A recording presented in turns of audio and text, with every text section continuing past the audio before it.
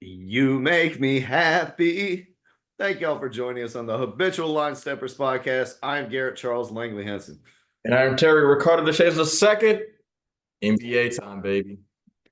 The season has come among us, dog. Are you ready for this, man? Are you ready for the season? It's the most wonderful time of the year, Terry, where we have NFL, we have soccer, we have NBA all together. It is that sweet spot where I say goodbye to my friends. I lock my girl in a closet, and it's just me and NBA League Pass, baby. Sports, sports, sports. Oh, yeah, man. Sports are back. Love is in the air, man. Not for us, but for the NBA. Love is in the air. And look, before we get started, subscribe to the channel, like the video, and leave us a comment. We talk back. Nothing crazy. So we're doing East and West, kind of, our predictions of the team standings, little over-unders maybe. Maybe, we might give some MVP shit. I don't know. We'll just keep it funky. But we're going to start off. I got the East Coast. You got the West. And let's go ahead and start with the junk at the bottom of the East, because it's a lot of junk. It's a lot of junk. The East is back to being trash, huh? What? You remember that movie with Zach Galifianakis and Will Ferrell where they're both like running for fucking town mayor or whatever, or senator or some shit? Yeah. You remember that? And he's like, grab your brooms because it's a mess. He was talking about the bottom of the East. Yeah. He was talking about the bottom of the East. Sure. So with no further ado, we're going to preview the Eastern Conference. Let's get right to not the cream of the crop, but the bottom of the barrel. Who is the worst team in the Eastern Conference this year? And keep in mind, this is regular season projection. Yeah. When the playoffs comes around, we'll talk about who we have winning all those matchups. This is just for the regular season, not necessarily who we think has the best shots of winning the title. Yeah, not for sure. So very, very, very, very bottom. I'm going Wizards for sure. They're going to be my 15 spot. I had a nice little fight in my head between Wizards, Nets, and Pistons, but Pistons, I was like, you know what? Hopefully these guys are healthy. Killian Hayes is gone. I don't have to. We don't have to worry about him fucking everything up. So I went with the Wizards, bro. I just don't. There's their first round pick. He's not giving me a whole lot. I mean, he did some things in the preseason. It wasn't perfect for me though. I don't know if he really fits. Jordan Poole still being selfish. Him and Kyle Kuzma on a team really still doesn't make sense. I tricked myself last year being a dumbass, saying they actually had NBA players on their squad, but these guys are not NBA players. They're just guys that know how to make buckets. They're not a team. This organization is really stupid. They've probably had some of the worst. Besides John Wall and Bradley Beal, I would say the past 15 years, it's between them, maybe the Hawks. I'm not gonna lie. Like what? Are you telling me you don't like Jan Vesely? No. Are you fucking kidding me, Terry? I don't like Jan Vesely stan? It's horrible. Nah, I can't see them winning more than like. What about Johnny Flynn? the Timberwolves. Oh shit! Who's the motherfucker they took last year? I thought it was somebody Flynn, Johnny something. He sucks too. He didn't even play. Oh God, I know who you're talking about. They usually either they take like some irrelevant European player that they might stash, or even if he does come, he's absolutely trash, or it's just like they take the 50th best college basketball player, and you're just like, yo, what's going on with this? Look, Sarr might be okay. He might be. But he's showing signs of being a little DeAndre Ayton-ish, and not the good version of DeAndre Ayton. So more than 20 wins is going to be a stretch for me, bro. I don't see how they do. I mean, the bottom of the East is bad, but I got Wizards 15. Their over-under is 19.5 on fucking almost every betting site. Is literally has it even, which is hilarious. Besides one, MGM has them at 20.5. And I'd be like, MGM, holla at your boy going on that under. Hard rate. But nah, we're just 15. I'm not giving you trash ass stats on the Wizards. They fucking suck. That's a waste. They don't deserve it. They don't deserve it. No. The only stat that you need to know is they lost their best player and he traded him to Portland and Denny Avdia. They lost their starting point guard in Tyus Jones. And yep. The two cornerstones of the team are Kyle Kuzma and Jordan Poole. Oh, did I mention their Chef big free agent signing, Terry? Jonas Valanciunas. The big Valanciunas. The This team statue sucks. himself. Any players who are decent on this team are going to get traded in the middle of the year anyway. Like Brogdon is gone. Corey Kispert is going to get traded to somebody who needs a shooter. Yeah. They're going to sell this whole thing down to parts, and it's going to be the Bilal Koulibaly show with Alex Sarr, the two Frenchmen. Nice. I'm not setting my alarm clock to wake up for that one. I'm going to snooze right through it. The Wizards are the worst team in the league. I don't know what else we need to say about them. Between them and Portland, but we're on the East Coast, so I got the Wiz. Nets aren't far behind them, though. I got Nets 14. Not much of a discussion being made on that one. Who's the best player on this team, you think? Ben Simmons still? Cam Thomas? They traded Mikal Bridges? Ooh. Nah, I don't know. A 3-and-D guy? If a 3-and-D guy's your best player, like, how good are you? It's Nick Claxton. I'm joking, but it's Nick Claxton. Big Claxty? Offensively, can he give me 25 a game? Probably not. Can he give me 20? Drop it, give me 20. Can he give me 20? Yeah. Not if your boy takes 25 shots a game. Cam Thomas is gonna be Cam Thomas. Yeah. Hoisting it. He might be one of the anyone else is gonna get a chance to score 20 points a game if Cam Thomas is healthy the whole season. Yeah, he pissed off Mikal Bridges. Yeah, Mikal was like, yeah, please, just any trade. Like, I don't even just get whatever you like. Who cares about Brooklyn? Send me to Fort Wayne. All right, I'll start for the Mad Ants. The Mad Ants. The 86ers. Yeah, the Nets. Yeah, I love Cam Thomas, bro, but he's probably has to be one of the worst teammates to like play with, NBA wise for sure. Like, if I play pickup with this dude, I'm like, yo, I'm tripping him or something. I'm like, yo, this guy's got to get like, come on, bro. Just as soon as we lose, I'm like talking to the next team. Is like, can I run with y'all instead? Facts. Yeah, and that's easy. Over under is 19.5 as well. Them and the Wizards have the same. I'm more likely to. I feel like I'd be more likely to say they're a lock for that. Like 18, 19 wins sounds a little nuts. I'm not gonna lie, because the roster construction makes no sense at all. Because you got Dennis Schroeder and Cam Thomas. That's your probably the starters. Ben Simmons, I don't think that's gonna be like a talking point. But if happens, what if he plays like 50 games? Then they're just like, oh, he's got to play. He's making $100 million this year. You know, so it's just like, I don't know, man. They have a collection of like some NBA role players that could be good in other like scenarios, but together on this team, I don't see it. I feel like the first half of this season is just going to be them auditioning people to get traded. Like, hey, does anyone want Dennis Schroeder? Does anyone want Dory Finney-Smith? Is anyone willing to trade a second for Bogdanovich?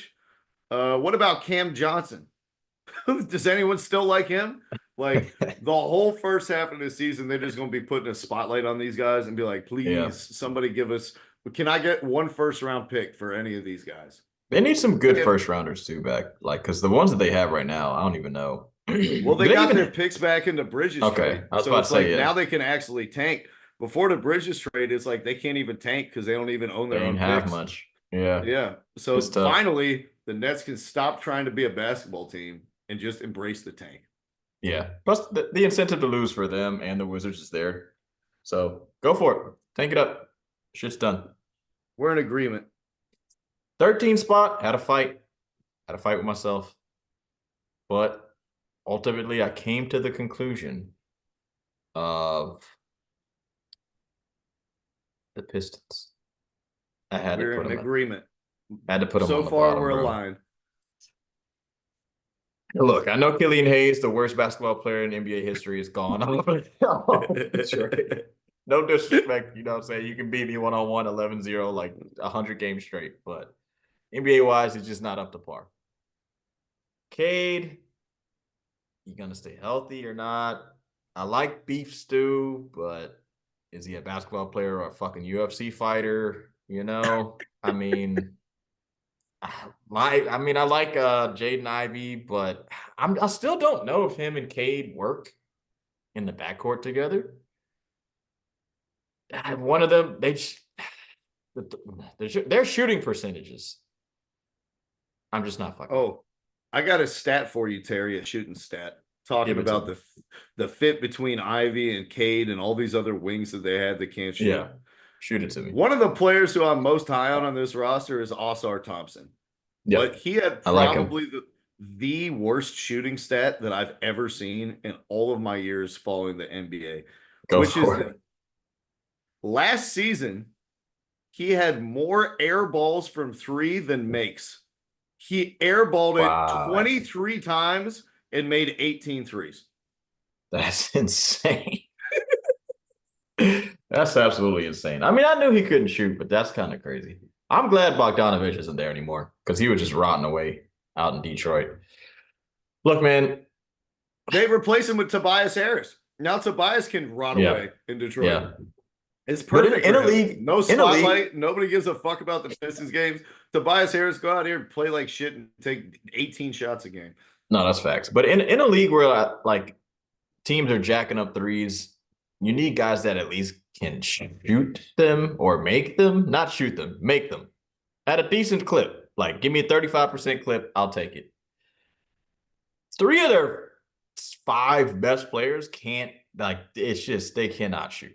It's horrible. You know, you can develop it, you can get better. They're younger, I get it, but they're not shot makers. They're just slash and kick, and you're kicking it to dudes who can't shoot. So I don't really see the point of slashing and kicking. Just fucking shoot a shitty layup and get fouled or keep it moving.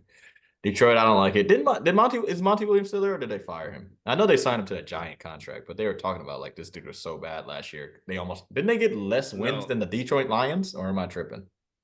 Yeah, they were on pace to have the worst record of all time until they finished the season like 500. It was like 20-something losses in a row. Yeah. Wasn't enough for Monty Williams to keep his 4-year, like $60 million deal. They replaced him with JB Bickerstaff. Yeah, there we go. Oh, God. Here we go. Yeah, another great coach. One thing I will say, though, is they did bring in some shooters. They added Simone Fontecchio at the trade deadline last year. They traded for Tim Hardaway Jr. They added Malik Beasley and Tobias Harris. So that's 4 guys at least who can shoot, who they added to the rotation. Yeah, Tobias is okay. The problem is Jaden Ivey can't shoot. Osar Thompson can't shoot. Their first-round pick, Ron Holland, can't shoot. Cade Cunningham can't shoot. He's averaged 54% true shooting on a 30% usage rate, which is like the worst in the league. I don't know how long you can continue to let him dominate the ball like this. Yeah. But once again, it's just like, do the pieces fit well together? Like, nah. We're just going to get rid of Monty Williams, James Wiseman, and Killian Hayes and be like, oh, we fixed it.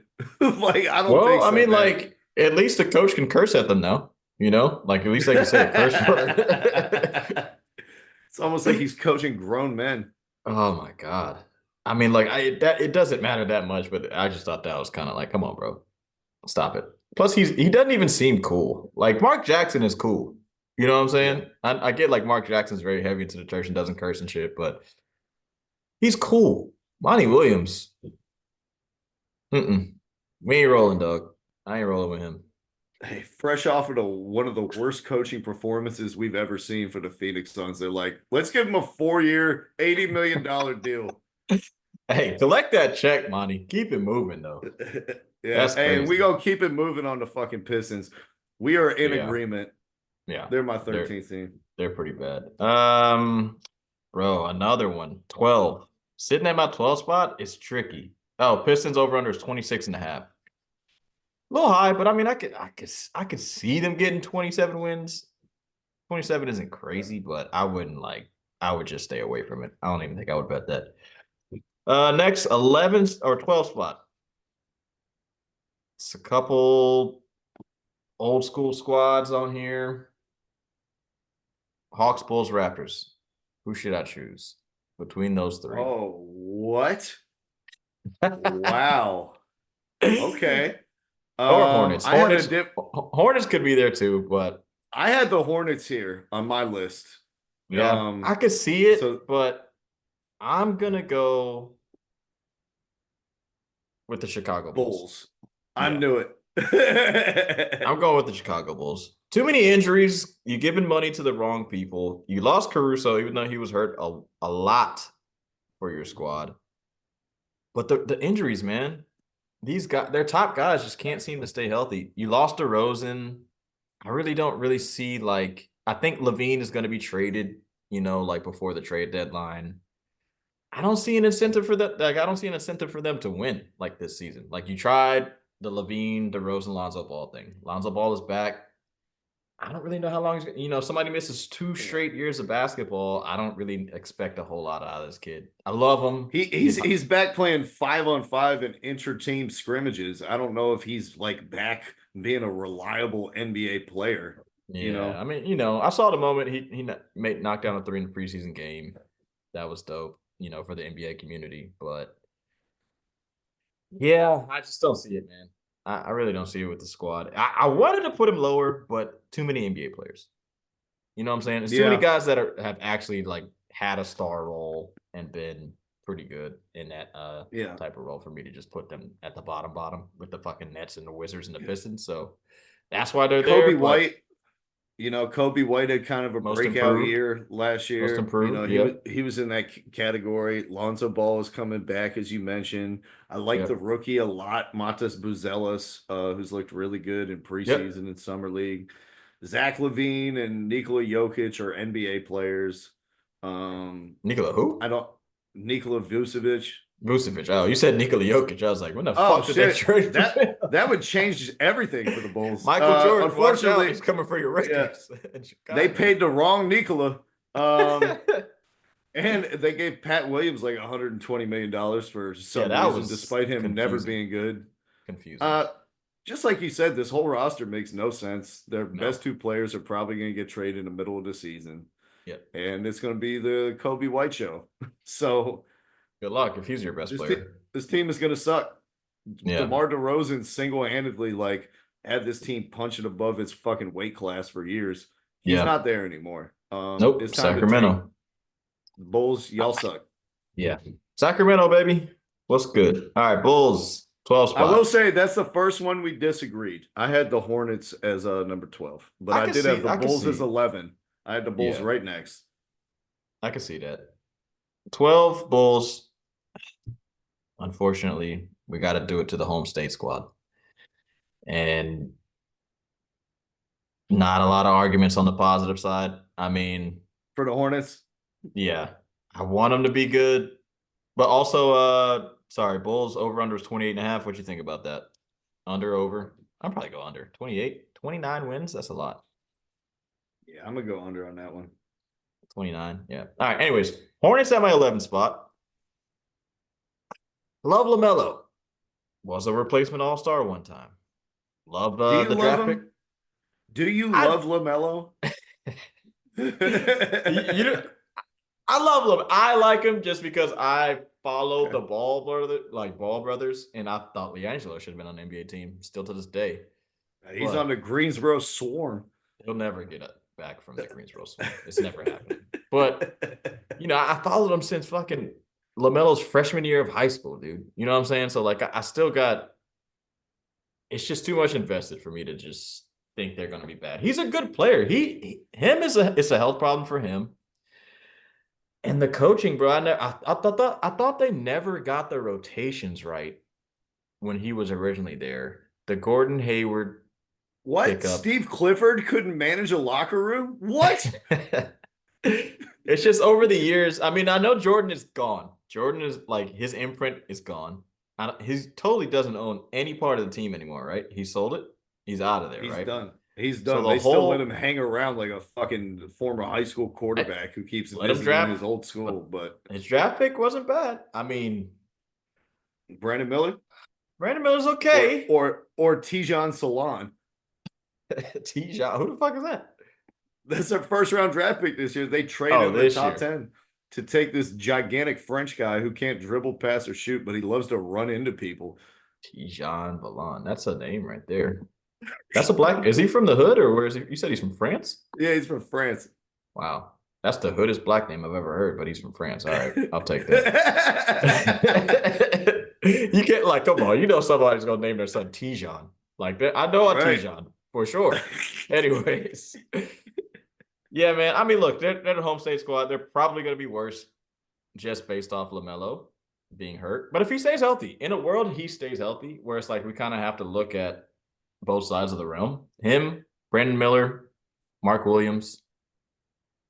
I could see that being solid, like young core. Yeah, solid like, young core with those three. They fit together well. Yeah, you know, LaMelo is the initiator. Brandon Miller is the secondary creator, wing 3-and-D guy. Yeah, and then Mark Williams is the spine. Yeah. The problem is, Terry, they've played in less than 10 games together in the 2 seasons. LaMelo Ball has appeared in 58 games over the last 2 seasons. And when he's out there, he's looked completely apathetic towards playing defense. Yeah. So tell me the last big game that LaMelo Ball played in. He's never. I can't remember any big game he's ever played in. Didn't play any in high school. Didn't play any in Lithuania. Oh, you're talking any in Australia. Overall ever in his life? Yeah. When's the last big game he played? We got to go back to 8th grade. We got to go back to middle school for the last time the LaMelo Ball played a game that fucking counted for something. It wasn't like a fucking open gym run. State playoff games. I'm sure he's played in some state playoff games. Like he won state playoffs. Where, in Lithuania? With Chino Hills. Yeah, when he was a freshman. That's the last time he played high school college basketball in America. He's been gone since then. Nah. He was a star sophomore year because he scored like 100 in a game. Something it was like he did. I thought he was in 8th grade when he did that shit. No. He was in high school. Lonzo had left though, so it was Lonzo, LiAngelo, LaMelo was a freshman. They won the states. Lonzo was gone. They had LaMelo and Onyeka Okongwu. Yeah, it was him. But I think Okongwu went with Lonzo. I think they were the same class. So then it was like some other kid who played college ball was pretty good. LaMelo, LiAngelo. Who cares? That's the background of all of them. LaMelo was good until about sophomore year. Then they were doing some Lonzo fucking Lamar Ball. I don't know what the fuck he's doing type of shit. Bottom line, he hasn't played a game that actually fucking counts for something in like 8 years. It's been a while. Yeah. 8 years. It's been a while. He's still a fantastic basketball player. If he happens to play, like when he was healthy, the Hornets were actually a really decent team. We can agree to that. They don't have the same coach they had at that time. They lost all those rotation players though that they had. They did lose a bunch of those guys. Is the wife beater. That's the only one they kept. We don't speak about that. No Diddy. We don't speak about that name. We can't say that name. We want monetization. I burn bridges. I don't build them. He's still a part of the rotation, which is weird, but I can't say his name. Look, man, it's nothing crazy. I just got them at 11. All right, that's name me 4 players on the Hornets not named Mark Williams, LaMelo Ball, and Brandon Miller. name 4 players. Hornets. Name 4 Hornets. Nah. I don't even want to speak their name. This team fucking sucks. Outside of their top 4 players who are decent, the rest of this roster is straight ass. And so you're telling me you don't like offs and retreads? You don't like any of the other guys for like 2nd round picks. You don't like Trey Mann? Cody Martin? You don't like Cody Martin sucks. Seth Murray? I mean Seth Murray. Seth Curry? Seth Murray. No. None of them? Yeah, you're right. Seth Curry's old as shit now. He's super old now. Taj Gibson, he's back. Yeah. You're making my point for me, Terry. Grant Williams? You don't know? Not a little Grant here? No? This Hornets roster is fucking terrible, man. It's a terrible roster. No, they're pretty bad. But the top 3 to 4 guys are good. So we'll see how it goes, man. A little staggerization with the lineup. You know, keep one of those guys in at all time. They might work. Brandon Miller take a leap. Brandon Miller was actually way better than I thought he was. Considering was he? I mean, I didn't like because you look back at the draft though. Remember we were talking about the draft? And I think it's more because Michael Jordan drafted him. We just looked at it and we were like, all right, we didn't know if he was gonna play because of the whole gun Alabama situation. It was a lot of things up in the air. Dude, it was a solid 20 a game. I can't, he was decent. I'm with you, but I'll just say this for our listeners. Like, one of the dirty secrets about the NBA is that even on bad teams, somebody still has to take shots. Brandon Miller had a 12.9 PER last year. but because he scored like 18 points a game, everyone's talking about him like he's the second coming of Paul George. He was not good last year. He wasn't efficient. He couldn't dribble. Everything was like off the dribble threes, rarely got to the basket. I know that he is one of these Cam Reddish type games where when it looks good, it looks good. Yeah. But then nobody tunes in to the following night where he goes fucking 3 for 11 against the Bulls. You know, nobody who's pumping up Brandon Miller watched him play 20 games last season. Better than Scoot. He's got to take shots on a bad team, man. So shout out to Brandon Miller. But I'm gonna wait a little bit more before I coronate him as a second banana or a legitimately good like core piece. I can respect that. And that'll be the longest we'll talk about the Hornets all year. All right, next. Yep. So that was the 11 spot. So 10 playing Bigger squad. Than the what? Bigger than the Super Bowl. We're going with the Raptors. Raptors at the 10 spot. Scotty, what's good, my boy? You came back and you delivered on your promise of not being the most overrated player. You know, what was this? The year before last? Made an all-star team. Yep. The year before last, when we were talking, we can't trade him for Kevin Durant. That would be immoral. That would be dumb. Come on now. He's back. He's playing well. RJ Barrett also played decently. Still needs some knock down some more open threes from you, RJ. Emmanuel quickly played pretty well for them. Bruce Brown's there. He's fucking was very, very disgruntled though. So I don't know how much of a and it's hurt. Yeah, but him coming back, I don't know how much of a curmudgeon he's going to be. Just had knee surgery too. How long is he out though? January, December? I don't fucking know. Doesn't matter. He's a really good role player. Well, he sucks if he's not playing with Jokic. No, I'm just saying it doesn't matter because the rest of the roster is trash. Like their bench is horrible. Grady Dick. Did you know? Can I sell you any Davion Mitchell stock? No. What about O'Shea Abaji or Chris Boucher or Jacoby Walker? You know who's the worst one? Or Kelly Olynyk. You hate Grady Dick? Kelly Olynyk he sucks. Crazy. Chris Boucher? He's terrible. He's like the fourth center on this team. Total? He can block shots. Good thing you guys gave up the best pick that you got out of any trade. You fucking sent to get Jacob Poeltl. But no, the cream of the crop. Someone that if you put him on who he played for on TNT, I'm pretty sure none of them are gonna get Garrett Temple. Ooh, yeah. I didn't know he was still hanging around. I didn't know he was still in the league. Plays for the Raptors. But look, if we're talking teams, the people under them are fucking horrible. At least these dudes are fucking. Scotty Barnes is a legit star. Third, I would say, like, cusp, fringe, third team, sneak me in, NBA, all NBA type of dude. He's really good. He's improving still. His outside shot was decent last year. He's got a little post-up game. His defense is still there as well.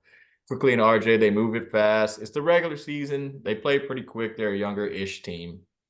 I can see them sneaking a play in. Them and the Hawks, it was, I'm up and down on it, but you're Hawks, man. I really wanted to put Atlanta down, but looking at these NBA, teams just suck. Yeah, these teams just are fucking terrible. Yeah, it's just the scope is just bad. You got anything on your boy Scotty Barnes? I know you loved him. You agreed with that bullshit. That he should have made the All-Star team? No, that Durant shit. You're like, man, he's pretty good. Yeah. Hey, that's more about my hate for Kevin Durant. Yeah, that's true. But also, I do like their coach. I think their top four are good. Their top four are good players. They're all good starters. After that, everything just falls apart. Yeah. Whether it's going to be Bruce Brown coming off the knee surgery, or it's going to be Kelly Olynyk giving fucking backup 5 minutes, or it's Grady Dick who's a shooter who can't shoot or guard or defend or dribble or pass. Six man. Or recent first round cast-offs and O'Shea Agbaji and Davion Mitchell, neither one of who can play or score. Like this team has 4 good players. That's enough to get some wins. This is what 4 good players get you. 11th in the fucking East. Yeah, for sure. 10. They're at the 10 spot. Excuse me. I like Davion Mitchell, though. I do actually like Davion Mitchell. To do what? Guard defend on ball. And that's it? Yeah. Sometimes you just need a little roll joint, especially in a play-in. You want to, son, if you're playing in a play-in game, you want Davion Mitchell just spot guarding you. Like Steph Curry even said it himself. He was like, look, I torched him, but that shit was annoying as fuck. I got to give him credit. He gave him credit in the presser, but other than that, he needs to get his offensive game skills up. There's a reason the Kings, who are starved for defense, moved on from him. He's not a good player. Because they suck at defense. There's no reason for a good defender on this team. He has one NBA skill. They brought in a bunch of other defenders, Terry. I don't know what you're talking about. DeMar DeRozan? They replaced him with what's his face's son. Carlos Boozer? Greg Anthony. Cole. He's okay. I like Cole. Yeah, I'll take Cole over him. Hold on. Yeah. No, not Cole Anthony. Who the fuck am I thinking of? Who are you taking? I thought Cole Anthony plays for the Magic. Yeah, I'm not. Hold on. I got it here in my notes for the Kings. They added, what is it? Devin Carter. I got you. Yeah. Now I know you're talking about. What, Anthony Carter's son. Yeah. Got you. No, they're good. Look, this regular season. What are we talking about the Raptors this long for? They fucking suck. They're not going to win a play-in game. Like, you're this right. team is a waste of time. You're Drake right. took an L for all of Canada this year. Fuck Canada. It's not y'all year. Sorry. Yeah. Fuck you. Fuck Drake. Ryan Reynolds. Eat a dick. Deadpool sucked. Deadpool 3 was horrible. Fuck yourself. It's a lot of things going down in Canada I don't like. Toronto, it's too cold. Never have an All-Star game there again. Did you know that people almost died in that All-Star game because it was so cold? What? That the sidewalks were frozen, so people would slip down a hill, DeAndre Ayton style. They would slip down a hill and just keep going, and then they couldn't be rescued.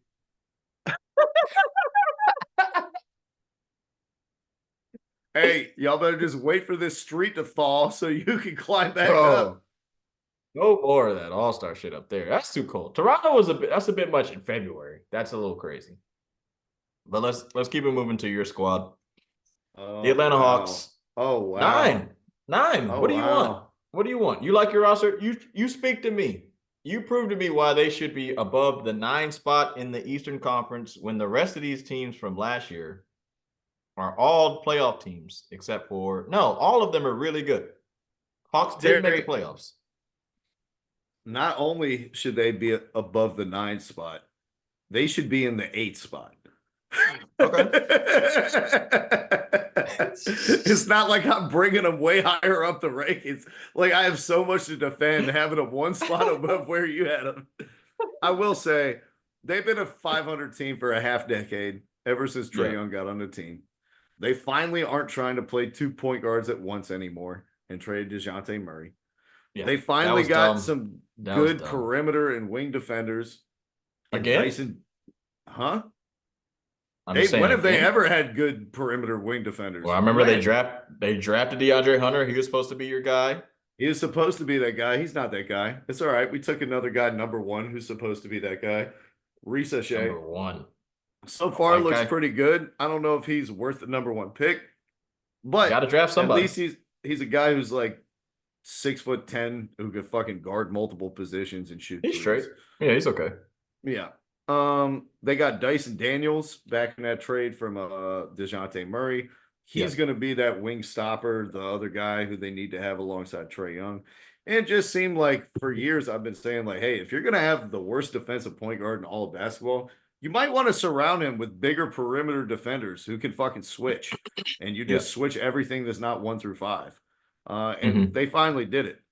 Bogdanovich should have won 6th man of the year a year ago. So is he going to start this year, or is it going to be who's going to be the starting lineup? I haven't seen him in the preseason. I guess that I think it'll depend based on the opponent. Like if they have a really strong two guard, we'll start Daniels. If they have a league average guy, we'll start Bogey. But the story of this season is Jalen Johnson. You know, he started for the first time last season. He put up 16 and 9 on barely any usage whatsoever, never got the ball. Second in the team in blocks, you know, coming from the power forward position. He just signed a $150 million extension at the old age of 22 years old. He's really good. He disappointed me at Duke, but he's great. He's going to be the second best player on the Hawks this year. And he's going to get a second best player, probably second most points too, I would say. Over Bogey? To be honest. Yeah. I think Jalen Johnson is going to take a big step forward this year. Now that we don't have to make 75% of our usage between 2 point guards. He's going to be actually allowed to do things. Look, DeAndre Hunter, here's the final case, has been demoted to the bench for the first time in 5 years. We are putting DeAndre Hunter where he belongs, on a goddamn pine. 26 years old.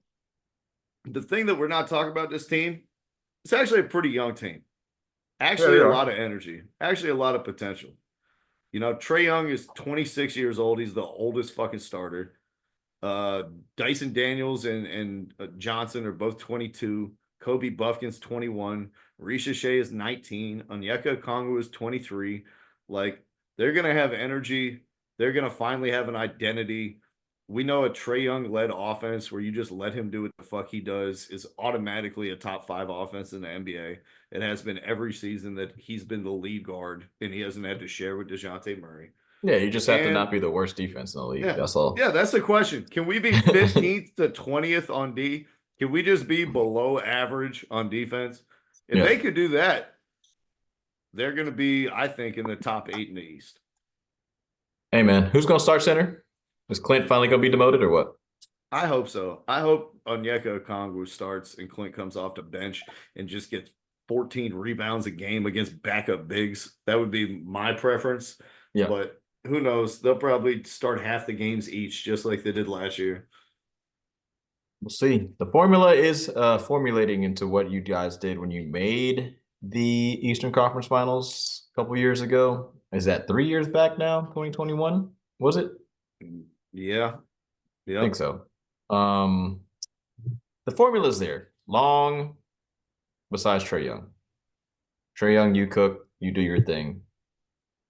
Clint, I don't know. If we see a lot of Clint, if I get that 50-50 split again, like we kind of did last year, I want to see more Okongwu. I get it. He's a little undersized, but like he can guard multiple positions. Clint can really only guard one. He's pretty good on pick and roll defense. It was hard because I don't want to say the names of the teams, but like above them, but like all of the teams above them made the playoffs, solidified their positions, and it's just tough. You know, it's a certain number of teams, and I have to do what I got to do. We forgot the over-unders for the teams below, but Hawks is 36.5. Where would you go with that? Over. I think we win. Over? I think we win like 42, 43 games. Something like that. I'm thinking 40 for you guys for sure. So we both go over on that. Bulls over under 28.5. Under. We both got under on that. And then the Raptors is also 28.5. Where would you go on that? Under. Under. All right, we're in agreement. No disagreement on the over-unders. Also, disagreement on slots. Raptors last year, they owned their own draft pick because of the Pirtle trade. So they could actually get a decent draft pick as opposed to next year where they got to give it up. There's no reason for them to try and make the play-in and be good. That's facts. That is facts. All right. I will say, I did have one team. This is the 9 spot. I had a team 8. We're 8. No, for the Hawks. You had the Hawks 9. Yeah, Hawks 9. Yeah. I did have a playoff team that a lot of people are high on finishing that 9 spot, but I suspect we'll get to them later. All right.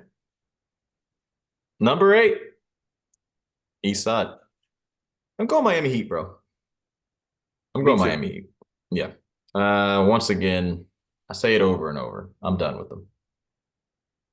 Jimmy Butler, you want to play basketball or you want to fuck around? Oh, excuse me. I didn't have the Heat 8. I had the Heat 7.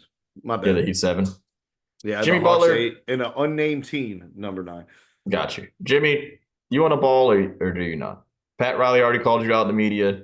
He wants you to play more than 58 games. Like, can you help us out? Be one of the best players that you've showed consistently in the playoffs that you're one of the better players in the NBA. But regular season wise, you're just like smoking a doobie, chilling out, drinking your coffee, trying to still have sex with Rachel Nichols. Like, I don't know what's going on. This dude is just. No, I'm just playing. Sorry, Rachel. I just don't understand it, bro. This dude just hates the regular season. I guess Tibbs just wore him out. He was like, hey, you're going to play 82 games in 48 minutes until we get into the playoffs. And then you're still going to play all of those games. And D-Rose going to tear his knee up and you're going to play more. But Tyler Hero can't play defense. Kevin Love, I love you, but his reign is over. You lost they still got the Caleb Martin kid on their team? Let me go back to their roster. Nope, he's on the Sixers. There we go. So he's out of there. I just don't really see where like the energy is going to come from. If you know what I'm saying? Like regular season wise, like who's going to ramp it up? Bam Adebayo? Is he going to be 24, 25 points a game? I get it. He did his USA thing.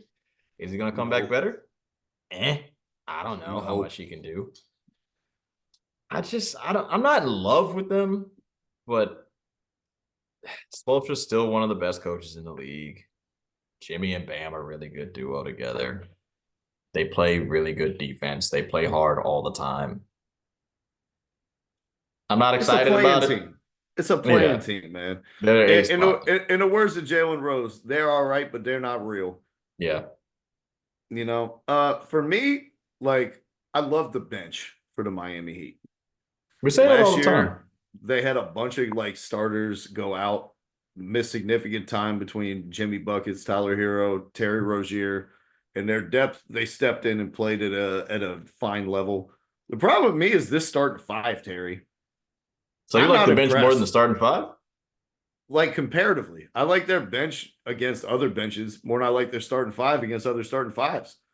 Like, they got some decent dudes. Terry Rozier. This team still doesn't have a second scorer. Adebayo. Tyler Hero, inefficient, stays hurt, can't play defense. Really a 6-man masquerading in a starter's clothing. Yeah.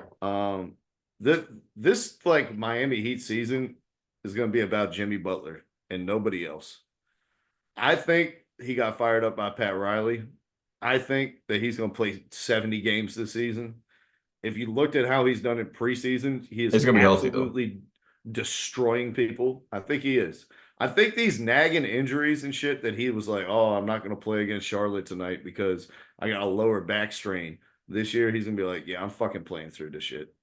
Like, contract year, called out publicly. For the first time in 4 years, he showed up to media day without looking like a buffoon. He did show up regular. I think he's going to lead them to a positive record just by beating up on the bottom of the East, just like they did last year. Terry, last year they went 15-1 against the 5 worst teams in the East. Yeah, they were really good in the clutch. I think it's the same recipe this year. Beat up on all the shit teams. Keep it close with the ones that are around your level and let Jimmy Butler take over in the fourth quarter. I don't have them as a playoff contender, but I do have them as a play-in team similar to you. I had them number 7 instead of number 8. But this starting 5, it's not good enough to get it done. So who's the starting point? Rozier? So it's Rozier, Hero, Butler, Jaquez, and Bam? Yep. Interesting lineup. That's not a top 5 in the East starting 5, bro. The bench is fine, but that starting 5, it ain't there for me. Jaquez is like the second most reliable player on this whole team, and he was a fucking rookie last year. Solid pick. Yeah, I mean, I think, and a lot of people are gonna say like, what about the roster? Like the roster's good. Like you like the bench as well. I think you guys know their roster, and some of the guys are new, but like just because they're familiar, they've been in the playoffs a lot. Like you've just seen some of these dudes. Even though Jaquez is new, but you've seen Thomas Bryant, you've seen Highsmith play for them, you've seen Duncan Robinson. He's been in the finals with them. Yep. it's good names, but I don't know. Yeah, I don't know. Spoelstra's going to get you 40 to 35 wins, even with a shitty roster. So, Yeah. I got them at 8. Nothing crazy. Over under for the Heat, 43.5. Slightly above 500. That's a tough one. Take the under. I think they're like 42. Ooh, 42 wins. Oh, I'm gonna go under too. I'm gonna go under. Damn, that's a tough one, bro. But 42 and 42 might be like where they are. That's an 8 seed. That's a 7 seed. Yeah. You know? In my stupid ass thing, I forgot the Hornets over under 30.5. What you got? That's over for me. Under. All right. A little disagreement. A little disagreement. All right, 7th spot. Do you like to laugh? Yeah, I love to laugh, Terry. Shout out to Jim Carrey and the Indiana Pacers, baby. We're going number 7 spot. Whoa. Hey, love the offense. Still no mention of the team that I had number 9. This is starting to get crazy. Number 9. I think I know who you had at number 9. I ain't gonna lie. This is crazy. All right, make your case for the Pacers being this bad after they smoked y'all in the fucking conference finals. Go ahead, Terry. They smoked us. All we had was Jalen Brunson and Josh Hart. Congratulations. You beat the beaten up, torn down Knicks. And Jalen Brunson was hurt. Josh Hart was also didn't hurt. They also have a better regular season record than you too? The Pacers last year? I would actually have to look at that. I don't know. They won 48 games. Let me see. Well, the East last year towards the end, it just started to, it was like a fucking who can drag themselves into the playoffs. Oh, yeah. And stay healthy. And also them trying to fucking lose games on purpose to play the Magic and shit like that. Like at the end of the season. You got to remember Joel was hurt. The Sixers lost a lot of games. Even though the Bucks won a decent amount of games last year, towards the end, they were still like, all right, we need to chill the fuck out. It was just an interesting hogbosh last year. But let me take a look at the records from last year. I'm going to pull that shit up for you since you're just so intrigued. Why is it going? It gave me over and unders again. Since you're just so what? So while you're looking this up, full disclosure for everybody, this is really the first time that we're really parting ways on what we think of the team. I had the Pacers 3rd in the Eastern Conference this year. You got the Pacers 3rd? I had the Pacers 3rd. Wow, dude. That's insane. Shit, my shit just froze. Go ahead. Give it to me. No, I want to hear your case for why the Pacers suck instead of some of these other teams. Rick Carlisle, love him as a coach. Bro. Yeah, I was wait a minute. So they won 47 games last year. They were 47 and 35. They were the 6th seed. Knicks were a 50-win team. Yeah, we got them by 3 wins. But fair enough. I love the way they play offensively, and I know it's gonna be fun to watch. But Hallie, is he that guy? Is he that guy though? He dragged himself last year, got hurt, tried to play through it. The rest of the roster, I love Siakam. He's cool for the up and down shit. That's awesome. Dope. Love it. Rest of the roster, Miles Turner. He's okay. Good. Defensive player of the year candidate. The dude who won defensive player. He just loved chasing blocks. Good for you. Nembhard, fantastic bullshit game winner last year. That was beautiful. You'll never do that again in your fucking life. He's not real an NBA player to me. Love the Aaron. What? Nembhard isn't a real NBA player to you? I love the Aaron Kraft lookalike TJ McConnell, who's out there just doing whatever the fuck he wants. Can't shoot a 3. When are people going to realize just back up and let him shoot a 3? But, maybe this regular season, they'll be like, oh, this dude can't shoot past 20 feet. Got it. And back the fuck up. Great bench player, though. I'd love him on my team. Not going to fake. I would love him on my team. Go ahead and build him a runway. Go ahead, TJ McConnell. Yeah, I mean, you're excited by this? Yeah, they did great last year. I'm excited no one was about healthy. This. No one was healthy. I think it's going to be one of those things where... wait a minute. Exactly. You're making my point. No, listen. Everyone in the East was hurt last year. Pacers go to the Eastern Conference Finals. Everyone's like, oh, yeah. Pacers got it. The 47 inflation wins from last year. A lot of the teams in the East were bad. Like you said, Miami beat up on them. I don't think they're going to be as good as people think. I think it's one of those things where we it's like the Orlando Magic effect. We're like, oh, this roster, the year before they did okay. They should win fucking 50 games this year. Never matriculated. I just don't think it's going to leap into, it's not going to skyrocket like what everybody thinks. Calm down. They're going to be good. There's some historical precedent for what you're saying in terms of like hangover year after the surprise conference finals run. Yeah. We had the Lakers from 2 years ago who got dusted in the first round. We had the 2022 Mavericks who got dusted in the first round. We had the 2021 Hawks who got dusted in the fucking play-in. We had the Clippers and the 2020 Nuggets, the 2019 Blazers.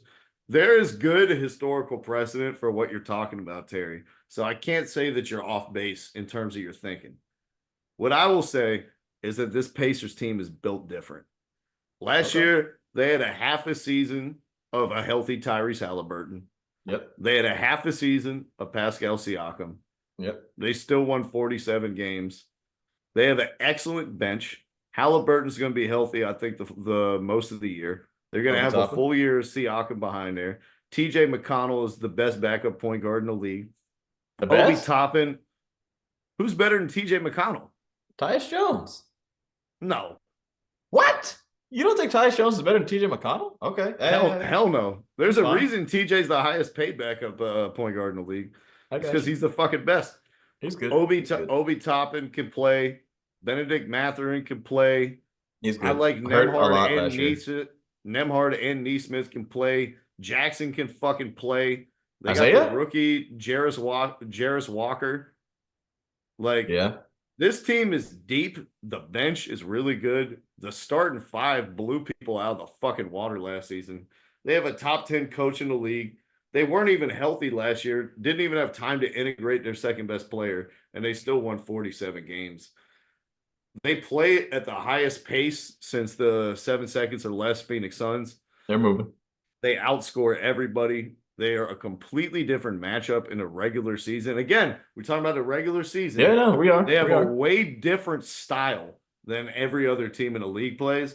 And that tends to catch teams off, you know what I mean? Where they're not prepared for the track meet that's going to be coming off a back-to-back in fucking Denver the night before. Mm-hmm. I just like all the pieces on this team. No, they don't have the highest top-level talent to go win a championship. But this team is solid up and down, bench unit, starting unit, premier facilitator, premier scorer, switchable defenders, elite rim protector, elite coach. I have the Pacers 3. Hey, good shit. Love it. I can see it, but I can see it going the other way just because it's one of those things. I'm telling you, don't get fooled by last year. That's all I'm saying. They're going to be a good team. Just not up there yet. They'll get there. Tyrese is young. Their team is young. They still have time to do things that they want to do. I still haven't heard my number 9 team in the East, and I'm starting to get shocked the farther that we fucking go. You're gonna hear him next. You're gonna hear him next. Pacers over under 46.5. I'm going under. Over. I'm going over. Yeah. Over, baby. They have to be over. They got to be over for you, man. All right. My number 17. Or number 6. My number 16. It's been about time. This is a fun game that we had.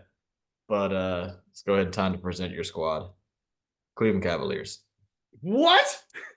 Number 6. What's the problem? Who do you have? Oh, you're wild. I think I know where you're going with this. The Cavs were number 2 on my whole list. What? Bro. Yeah, the Cavs were number 2. Wait a minute. How? All right. Explain to me why the Cavs are number 2. How the Cavs number 2? Did you watch them in the playoffs last year? We're not talking about the playoffs, brother. We talking about the regular season. I know that. The regular season. I'm just saying. In the regular season last year, they won 48 games. Despite Mitchell missed 27. Evan Mobley missed 32 games. Darius Garland missed 25. Their core 4 of Mitchell, Garland, Mobley, and Allen only played 28 games together the whole last season. Mm-hmm. they're almost certainly going to have their best players more available this season. Like to have that type of crazy injury, bad luck 2 years in a row rarely happens. Hopefully. Garland struggled after breaking his jaw in like the beginning of the season, had his worst season since the rookie year, playing for one of the worst coaches in the whole NBA and JB Bickerstaff. They replaced JB Bickerstaff with Kenny Atkinson, which is an enormous upgrade on the sideline. If you remember, Kenny Atkinson took the Brooklyn Nets, who were the worst team in the league, and had him making the playoffs while he was there before they fired him for Steve Nash for no reason whatsoever. Before that was the squad he had when it was like Spencer Dinwiddie in them. That was before like KD and them got there. Yeah, took him to the fucking playoffs after they were the worst team in the whole NBA. The Cavs went what was it? They had the second best scoring margin in the entire NBA in 22-23, the year before last season when everyone was healthy. I think that's a lot more representative of like what they're going to do when all their guys are back. They have shooting, which they addressed at the wing and power forward positions. They have size. They have defense. They have multiple ball handlers. They have multiple wing options with Strus, Karis LeVert, Okoro, Tyson, Sam Merrill, who could shoot the lights out. They got Dean Wade and Georges Niang, who can both light it up for three at the stretch power forward position. Playoff prospects, different question. I think after the playoffs this year, they trade Garland and Allen. But for the regular season, they have an excellent coach. They have excellent depth. They have shooting. They have defense. They have shot creation. I think this team is going to be a regular season juggernaut, just like they were 2 years ago when everyone was healthy. That's why I think the Cavs are my number 2 pick. Cavs 2 years ago, didn't they win 50 games? They won 51 games. 51-31. With JB Bickerstaff and their 4 best players playing 2 positions. Yeah. And none of the shooting that they added since then. I got you. So 2 years ago, my thing is the core has not changed with this squad. And I think I've seen about as much as what they can do. I don't see where they get a whole lot better. I think the new coach is better than JB Bickerstaff. Don't get me wrong. But implementing new systems isn't easy to do and just like slide into the season and win 50 games in which the Celtics are better. The Knicks are better. The Celtics are better. They're better than they were when they went. Who'd they add? Did I miss something? It doesn't matter about acquisitions. They lost Porzingis. No one has ever won a championship like they did, and the whole NBA just try to fucking break them up with for no fucking reason. Like they have bulletin board material for the rest of their season that it's just they didn't need to add anyone. You know what I'm saying? There's already fuel. There's already fuel in the fire going from the whole offseason, including this shit right here. The number one culprit, Team USA, not letting Tatum play any minutes or getting Jaylen Brown on the team and getting Derek White and Drew Holiday, which I don't have a huge problem with them on the squad. But like at the end of the day, if your number 1 and number 2 players on your NBA team don't play a lot or make the roster of the USA team, you're just like, all right. The finals MVP. Yeah. So anyways, roster addition, Celtics, Sixers, Knicks are better. Bucks, we don't know. But Giannis is one of the best players in the league and usually plays most of the regular season games. Magic also, I think they're good, even though at times they struggle to score. Like, I still think they have decently young guys. Cavs, bro, look, the core is the same. Like I said, Donovan Mitchell, Darius Garland, Evan Mobley, Jared Allen. Jared Allen, when you go against decent bigs, you're not doing a whole lot for me. Great rim protector besides that, but when I need you to do something for me, you're not doing a whole lot for me, you know? And Cat's in the East now. Let me see what you can do with him. Joel always eats his lunch. Hey, don't look at me like that. Cat's a 20-10 guy. Don't look at me like that. Giannis eats Jared's lunch. Cat eats his lunch. Kristaps, I know he's hurt, but he eats his fucking lunch. You got to beat those teams if you want to go higher. I don't see it happening. I love Donovan Mitchell, but you're not that guy. He's supposed to be the dude voted most clutch. Oh, good shit. Who gives a fuck, man? That's like, I don't care about that. Yeah, I know it's the regular season, but do I see more than 50 wins? I'm not sure about that. That's all I'm saying. Cavs at 6. Okay. Over Still under haven't 48 heard and my a half. number. Over. I still haven't heard my number 19. I'm starting to panic. Did we forget about them, that they existed? Nah, you can have disagreements. I mean, like last year we had some No, I crazy know. ones. I'm just fucking with you, bro. All right, number 5, I got the Magic. There we go. The Yeah, number Magic at 9 9. team in the East. Oh, yeah, There we Magic at go. 9. I was like, Interesting. there's no way they can get much higher in this shit. There's no way. Nah. I think so. Like the thing about the Magic last year, I think the scoring lows, it kind of reminded me of Minnesota in a way, as which like it just gets stagnant sometimes, you know? And hopefully they implement some different things offensively to kind of help them out with that. But their defense is elite. They have an elite fucking defense. Almost every single dude on that roster is like really fucking good. Shout out Jonathan Isaac, who only played 22 minutes a game, was a top 3 defensive, player of the year, like vote type of dude. The bottom of the East is trash again. They feasted on the bottom of the East. Very similar to what the Heat did. This year, I don't see the East getting much better bottom wise. Pause. Besides that, I mean, like, look, I think they're better than the Cavs. Cavs have a whole new system with a new coach. The Magic are pretty much very similar to what they've had. I like the German guys. I like Bankero taking a lead. I like this squad. I think they're gonna be fucking good, man. Not much else to say. I just told you. There's like they got the because they have a good defense. That's why. That's the only reason. They have one of the because greatest. They got a good defense. They have a great defense. Same dudes from last year. Just improving what you did last year. Guys are younger. They're the 3 to 4 best guys on their team are all under 25. That's all that needs to be said. And they made the playoffs as a 5 seed last year. Stay around the same, get a little better. The top of the East is really good, but I think they can still sneak some wins like they did last year against shitty teams. They don't play around when it comes to those shit teams. They fucking murdered them. There's no difference going to be happening there. Shout out to the Cavs. Hey, I got news for you, Terry. The Magic are a shit team. All right. Last year was a fluke. It was a mirage, and it will not happen again. All right? This is insane. Let me make my case, Terry. Last year, they finished second in the league on defense, which is their calling card that you mentioned multiple times. Yep. However, they finished 25th in three-point frequency, 28th in accuracy, and dead last in made threes per game. What they did, Caldwell Pope. They were so good on defense, and they generated so many free throws on offense between Wagner and Banchero that it overcame their deficiency most nights. The word is out. All right?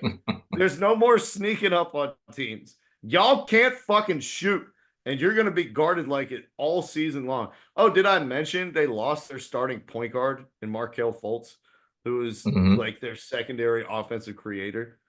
My biggest hesitation with the Magic is they don't have anyone who can dribble or initiate the offense besides Paolo Banchero and Cole Anthony. Not Franz? He can't fucking dribble. What are you talking about? He can't dribble at all? He's a finisher. He's not an initiator. He can't. And not Jalen Suggs. Not Jalen Suggs. Are you kidding me? Anthony Black? Like, no. Yeah, it's gonna be a project. Jed Howard, Gary Harris. Like, if Paolo gets fucking hurt, this team is done for. It is absolutely done for. And he's been an Iron Man so far, but he's going to be carrying a harder burden than ever. Now they just don't have a point guard on their roster for some reason. Yeah. Like, I think you can get somebody off the street. No biggie. Yeah. Oh, guess who was their secondary creator last year, Terry? What's Cole Anthony? Joe Ingles. He's gone. Yep. Y'all relied on a 38-year-old white Australian man to create a large portion of your offense last season. That's what offense is there. They're replacing him with Jed Howard and Gary Harris. Neither one of those guys can dribble. One of those guys can't shoot. I think this is going to be a bottom 5 offense in the NBA. I think they're going to turn the ball over a ton since they don't have anybody who can run pick and roll on their entire team besides Cole Anthony, who usually ends pick and roll with a shot himself. Yeah. I understand all the optimism. I understand that they had a good coach who put in a really aggressive defensive scheme and they were flying all over the court. Guess what? We saw that with Jason Kidd and the Bucks. Teams learn how to pick that shit apart and make you pay for it. This team added KCP, and we're acting like KCP and no point guard is going to take them up into the top 4 seeds in the East. No fucking way. Not for my money. They added a shooter. Can't one guy. Congratulations. You lost Joe Ingles who can fucking shoot. Who is going to play probably as much as KCP. Swing. Gary Harris can shoot. Yeah, he's like the 9th man, and he can't do anything else. So, like I said, last in 3-point makes last season. Now they don't have a point guard. I don't see it getting any better for the Magic, and they better hope that Paolo Banchero plays 75+ games like he has, because if he gets hurt for 20 games, this team ain't making the playoffs. It's a good argument. I can see it happening, but I don't.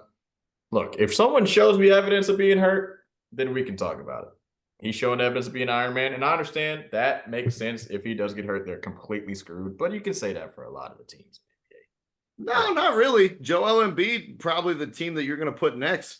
He's already stated that he's not playing back-to-backs for the rest of his career. Guess what? He has Paul George and Tyrese Maxey to carry the load. Who the fuck is carrying the load for Orlando if Banchero's out?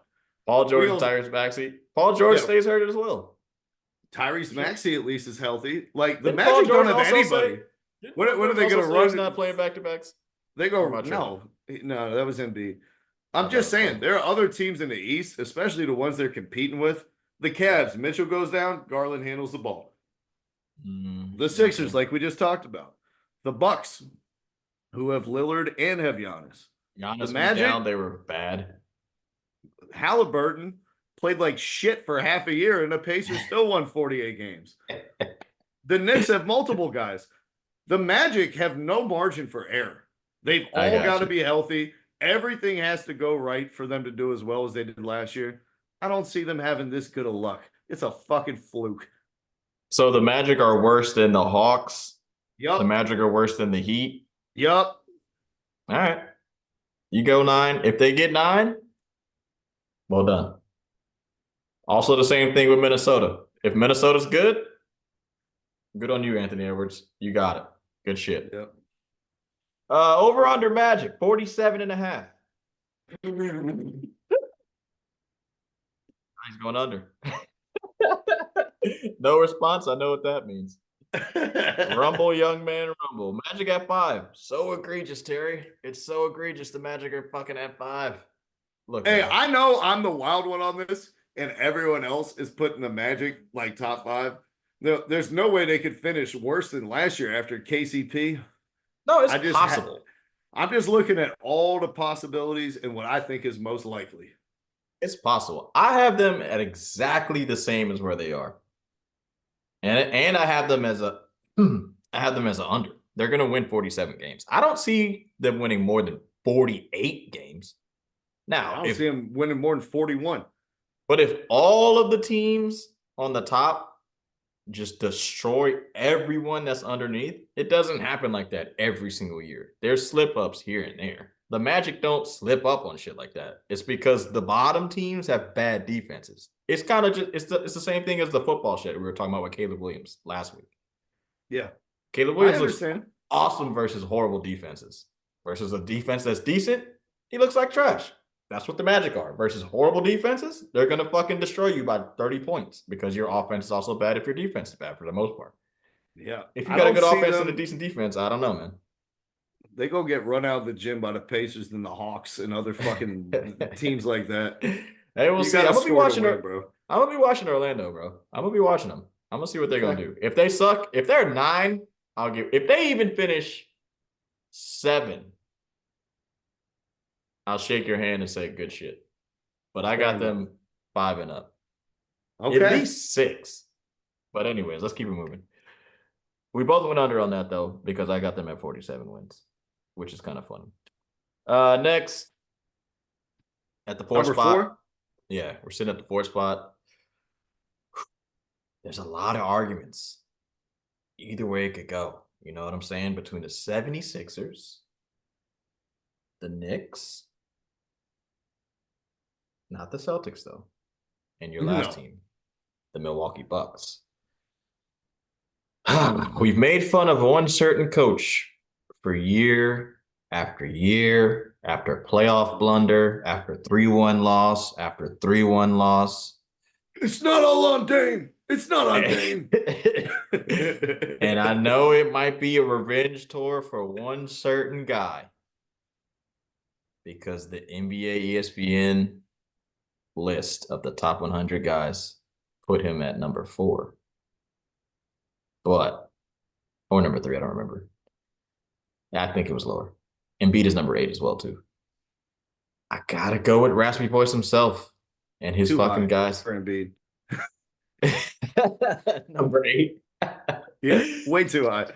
I think I gotta go. This is a John Morant top 10 take from ESPN. I think I gotta go Raspy Voice, but I'm gonna switch this last second, and I'm gonna go 76ers. Hey. And that's one reason. You foreshadowed it earlier, and we were talking about it. I'm gonna switch up my list. I think Embiid's back on my bad side. He has to prove it. And I know, you know, he likes to say, I don't have to prove anything in the regular season. I'm one of the best players in the NBA. I can do whatever I want. No, no, no. Shout out to the King Bay. R.I.P. to the legend. R.I.P. baby. You got to prove it this year and this playoffs. Not just the fucking playoffs. I need regular season too. You added Paul George, Tyrese Maxey. Oh, whoa. You need regular season too from a guy who said I'm not playing another back-to-back the rest of my career. That's cool. You say I need regular season for you too? Bro, there's like 6 back-to-backs all year. Okay, there's cool. 13. For them? For every team. There's 13. Yeah. That's too many. So he's not going to be All-NBA just because of that? That's funny. Because he's going to miss like 8 other games. Yeah. Nah, he's back on my bad side, bro. He's back on my bad side. I can't do it.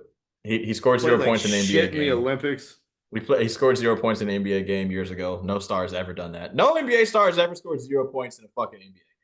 I'm back on it again. I'm back at him. And you know who's on his team? Someone who caught COVID before they were supposed to play in a play-in game. So those 2 guys are on the same team. And Paul George scored like 5 points in a playoff game with Russell Westbrook and Carmelo Anthony on his squad. Those 2 guys are the top 2 guys. Now, I like Maxey. Great offensive player. He's a great offensive player. He tries on defense, but unfortunately, he weighs less than I do.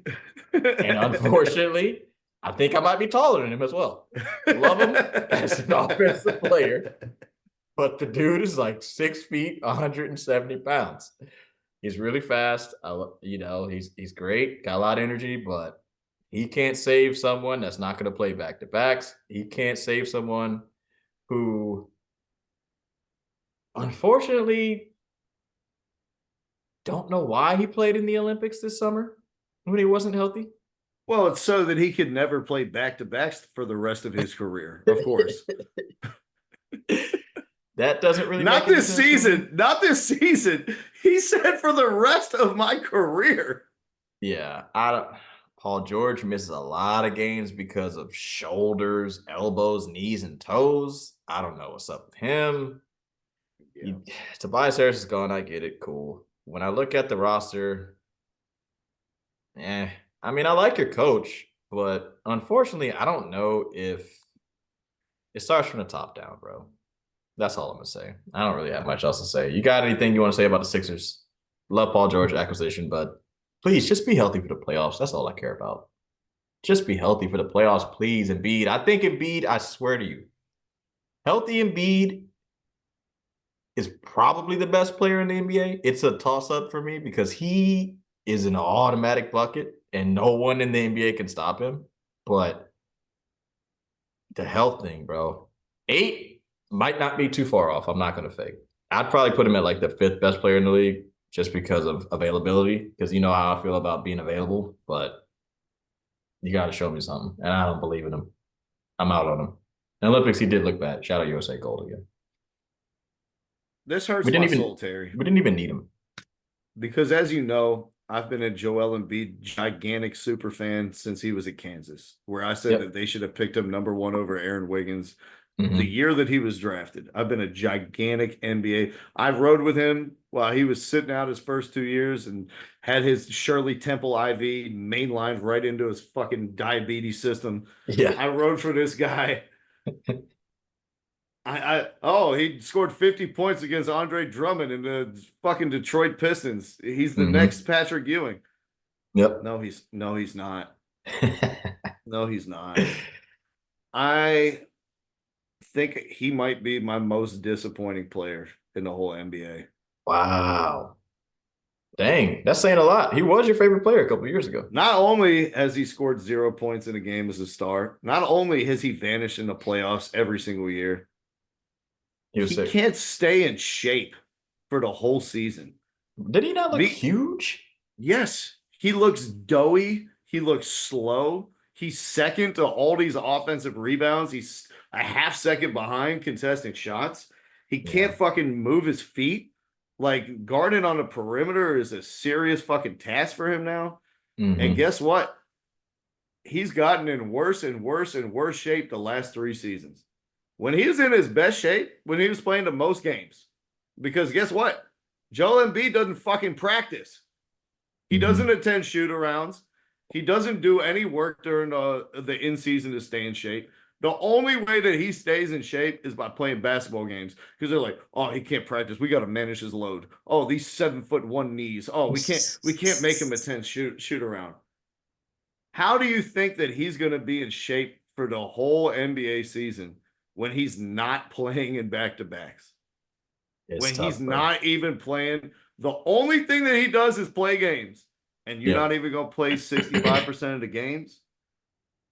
Yeah. This is running from the grind.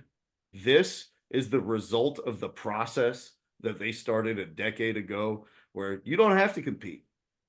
Just sit out here on the side. Hey, we'll tank again. Oh, We'll the try to get process. another Ben Simmons. Hey, guys, these games don't mean much. We have nothing on the line. Take your time. It's all about the long-term health.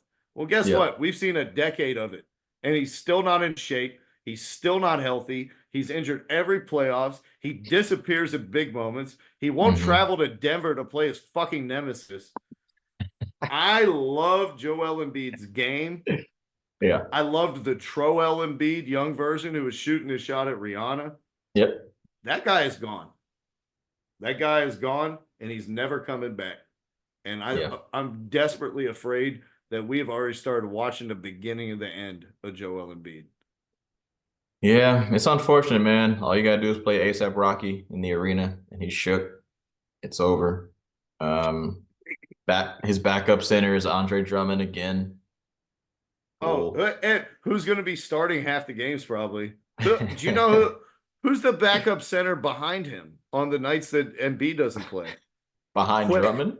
Yeah, quick, name him. Behind Andre Drummond? If Andre Drummond's out? Yes. No. Yeah. Well, who's going to actually play the backup minutes while Andre Drummond starts because Joel Embiid Oh, can't play fucking facts. 70 games? Their backup, the backup's backup? I don't even think they have a third center on the roster. If I'm They being don't. complete. He's a Yeah. power forward, and his name is Gershon Yabusele. Yabusele. I like Yabusele though. I mean, if you're getting jumped in an alley, I'd like him playing basketball against other rotation NBA players. I don't know if I love it. Yeah, we'll see how it goes with him. He, The bench stand out in the is a Olympics. bunch of old guys. Yeah, You know what I mean? that's the biggest problem for me. I didn't want to get too deep into it, but like their bench is god awful. They Kyle have a god Lowry, awful. It's a horrible bench. 30-some years old. Reggie Jackson, 35-some years old. Eric Yeah, Gordon has been cooked for 3 years. 35. Yeah. Like this team, thank God they got fucking Paul George, is what I'll say. Since so many people are going to be missing time, I Yeah, think they. that Maxey and George are enough. I had them, by the way, as the 6th seed in the East. Okay, I can see that. I think George and Maxey are good enough to lead them there with Embiid playing half the games. Yeah. But this bench, the only two good players I see are Caleb Martin and Kelly Oubre, and everyone else sucks. I like Oubre. I mean, in a really long regular season, and unfortunately, the NBA will never make it shorter. It's a money thing. It's the same thing with baseball and hockey. You're gonna see a lot of Yosebi, however the fuck you say his last name. Jared McCain is gonna play a lot of games. Oubre, AJ Martin is gonna play a lot of games. Caleb Martin, of course. Yuck. Eric Gordon, Andre Drummond, Kyle Lowry. I don't even know if Kyle Lowry's going to make it to the end of the season. Eric Gordon has been a little healthier than usual the last 3 seasons, compared to the earlier years of his career. But I'm excited to watch him defend bigger players in the post, but nothing else. It's going to be tough. It's going to be tough. I mean, he might be used to it playing with the Rockets, James Harden, when they tried the whole small thing. But hey, here we go, man. It's going to be a tough one. I hope they get to 4, but I'm not sure. That's all I can say. That Joel Embiid shit disappointed me so much. Is he gonna play in Denver this year? The rest of the year? Of course not. He never does. He runs from the fucking grind every chance he gets. Everybody, keep your hopes down. It's so crazy because kicks Jokic's ass in Philly, but never plays in Denver. And then everybody's like, oh, let's just say it right here. I love the NBA players, but these player podcasts. Oh, we get it, bro. Embiid is a monster. He is. But you guys, sometimes relationships must be damaged. You got to call this kid out. If the NBA players aren't going to do it, he doesn't care what we say. You guys got to call this kid out. If you can't be in better shape in May than you are in fucking October, I have nothing left to say to you, dude. You're not serious. You're not fucking serious. He's got to be called out. He's got to be called out. It is what it is. 49 and a half. And it took his biggest fucking fan over the course of his career to do it. It hurts my heart. You're a bigger Jokic fan. Oh, yeah. As soon as Jokic exploded. But remember, Embiid came first. And Embiid came in a league where it was big men were dying. Nobody had any post moves. Everyone's like Tyson Chandler and just catches lobs and protects the rim. And then here comes this fucking guy from Cameroon who's breaking out dream shakes at Kansas. I was like, the big man is back. I love Joel Embiid. But guess what? I don't run from people, or I don't fucking – the qualities that I love in players are about competitiveness, desire, grit, leadership. Have I named any quality that Joel Embiid has? No, not really. It's really hard though, because